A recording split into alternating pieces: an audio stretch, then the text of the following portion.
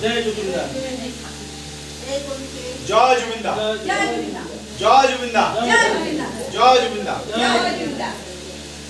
ইয়াতে আহিব কৈছে ফটো উঠাব বুলি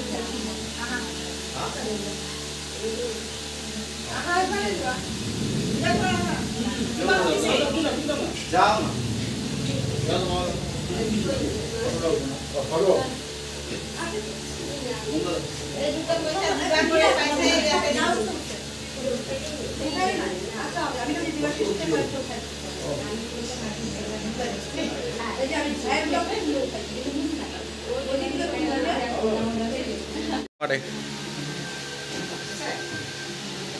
দিয়ে থাকো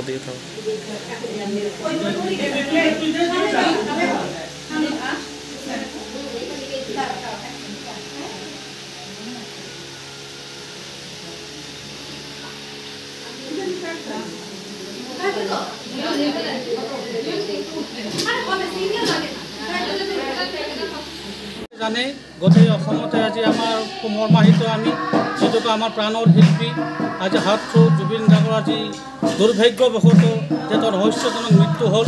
সেই মৃত্যু আজি এমাহ সম্পূৰ্ণ হ'ল। তেখেতৰ আত্মাৰ শান্তিৰ কাৰণে আজি আমি গৌৰীপুৰ মণ্ডলে সমূহীয়াভাৱে আমি তেখেতৰ প্ৰতি শ্ৰদ্ধাঞ্জলি জ্ঞাপন কৰাৰ উদ্দেশ্যে আজি নাম কীৰ্তনৰ আমি আয়োজন কৰিছিলোঁ আৰু গোটেই গৌৰীপুৰবাসী ৰাইজৰ লগতে আমি গৌৰীপুৰ মণ্ডল সমিতিও তেখেতৰ আত্মাৰ শান্তিৰ কাৰণে শ্ৰদ্ধাঞ্জলি ৰাখিছোঁ। আৰু ময়ো এজন জৰুৰী অনুৰাগী, আমিও জৰুৰী অনুৰাগী, গতিকে আমিও বিচাৰিছোঁ ক্ষিপ্ৰতাৰে তদন্ত হওক আৰু ক্ষিপ্ৰতাৰে তদন্ত কৰি দোষীক দৃষ্টান্তমূলক শাস্তি দিয়াৰ কাৰণে আজি এই শ্ৰদ্ধাঞ্জলি অনুষ্ঠানৰ পৰাই আমি চৰকাৰক আহ্বান জনাইছোঁ। আৰু নিশ্চিত চৰকাৰে এই ক্ষেত্ৰত যথেষ্ট পদক্ষেপ ষ্ট্ৰং পদক্ষেপ গ্ৰহণ কৰিছে। ইতিমধ্যে SITয়ে যথেষ্টখিনি তদন্ত প্ৰক্ৰিয়া আগবাঢ়িছে বুলি আমি ইতিমধ্যে গম পাইছোঁ। গতিকে অতি সোনকালে আমি আশাবাদী যে যিসকলে ৰহস্যজনকভাৱে আমাৰ প্ৰাণৰ শিল্পী জুবিন গাৰ্গক তেওঁৰ যি সৃষ্টি, তেওঁৰ যি কলা, তেওঁৰ যি প্ৰতিভা যিখিনি আমাৰ মাজৰ পৰা কাঢ়ি লৈ যোৱা হ'ল, এই বিষয়ে আমি গৌৰীপুৰ মণ্ডলো আমি গোটেই অসমৰ লগতে আমিও খুব মৰ্মাহিত। গতিকে আমি আশা ৰাখিছোঁ চৰকাৰৰ প্ৰতি যে অতি সোনকালে যাতে ফাষ্ট ট্ৰেক কোৰ্টৰ জৰিয়তে যাতে এই ক্ষিপ্ৰতাৰে যে তদন্ত প্ৰক্ৰিয়া সমাপ্ত কৰি যাতে দৃষ্টান্তমূলক শাস্তিৰ ব্যৱস্থা গ্ৰহণ কৰা হয়। নিশ্চয়কৈ আজি আমি চৰকাৰে চৰকাৰ যথেষ্টখিনি কৰি আছে।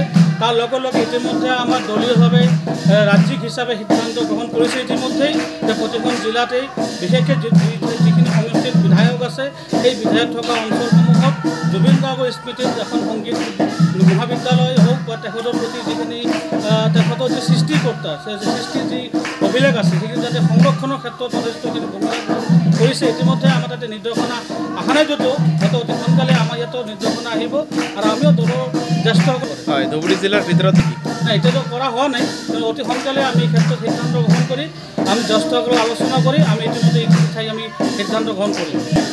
নিশ্চয় ৰাজনীতি কৰি আছে কিছুমান ব্যক্তিয়ে, কিন্তু মই তেখেতৰ কথা আহ্বান জনাইছোঁ যে যিহেতুকে জুবিন গাৰ্গ আমি সকলোৱে জানো তেওঁৰ প্ৰাণৰ শিল্পী, তেওঁ ৰাজনীতিৰ ঊৰ্ধত আছিল। গতিকে এই ক্ষেত্ৰত সমূহ দলসমূহক আহ্বান জনাইছোঁ যাতে কোনো ধৰণৰ যাতে ৰাজনীতিত লিপ্ত নহয়।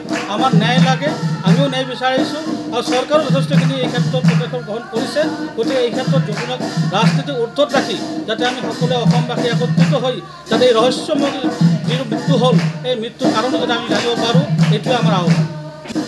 নিশ্চয়কৈ যথেষ্টখিনি কাৰণ এটা প্ৰক্ৰিয়াৰ মাজেৰে ন্যায়টো আমি ল'ব লাগিব। যিহেতুকে আমাৰ ভাৰতীয় সংবিধান আছে, সংবিধানৰ গণ্ডিৰ ভিতৰত থাকিয়েই এই ন্যায় প্ৰক্ৰিয়াখিনি আৰম্ভ হ'ব আৰু ন্যায় প্ৰক্ৰিয়া প্ৰদান কৰা হ'ব। গতিকে অকণমান সময় লাগিব পাৰে, কিন্তু আমি বিশ্বাসী যে অতি সোনকালে এই ন্যায়ৰ আমি ফলাফলখিনি পাবলৈ সক্ষম হ'ম।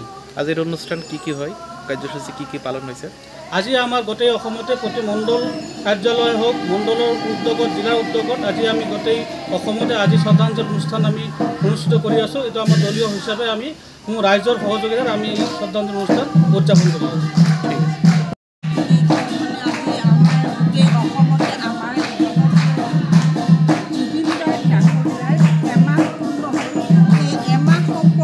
আজি আমি